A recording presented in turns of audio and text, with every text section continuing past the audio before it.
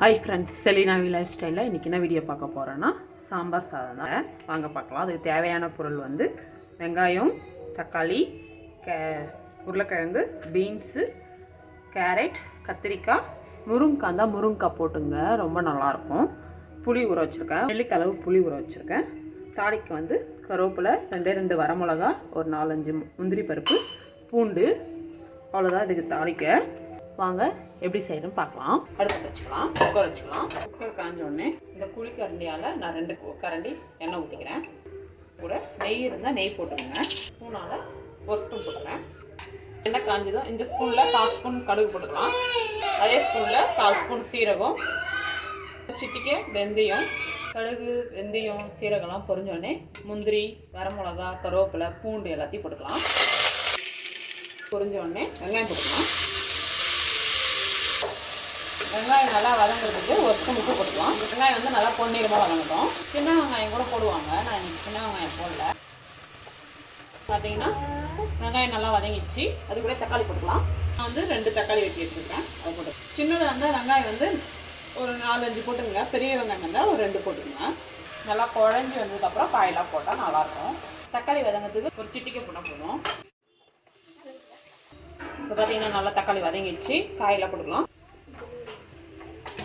எல்லாத்தையும் போட்டு நல்லா வதக்குங்க. நான் வந்து இந்த ஸ்பூனால் 1.5 ஸ்பூன் சாம்பார் பொடி போட்டுக்கிறேன். சாம்பாரோட பச்சை வாசனை போனோடனே தண்ணி ஊற்றிக்கலாம்.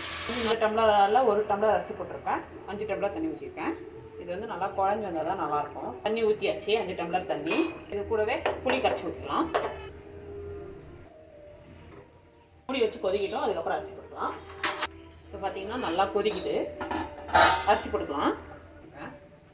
விட்டு விசில் போட்டுடலாம். நான் வந்து ஒரு 5-6 விசில் விட போகிறேன். அப்போ தான் சாப்பாடு நல்லா குழஞ்சி வரும். பார்த்தீங்கன்னா சாம்பார் சாதம் வந்து விசில் அடங்கிடுச்சு. நல்லா சூப்பராக ரெடி ஆகிருக்கு. நல்லா கொலன்னு இருந்தால் தான் நல்லாயிருக்கும். இது நேரம் ஆக ஆக கெட்டி ஆகிடும். அதனால் கொஞ்சம் இதுவாகவே வைங்க.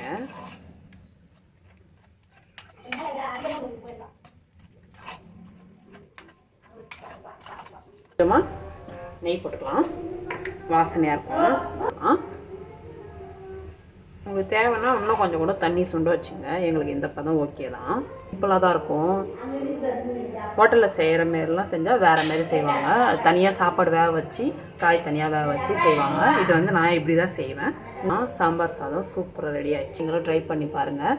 ட்ரை பண்ணி பார்த்துட்டு எப்படி இருந்தது சொல்லுங்கள். உங்களுக்கு பிடிச்சிருந்தா வீடியோவை லைக் பண்ணுங்கள், ஷேர் பண்ணுங்கள், கமெண்ட் பண்ணுங்கள், சப்ஸ்கிரைப் பண்ணுங்கள். தேங்க்யூ.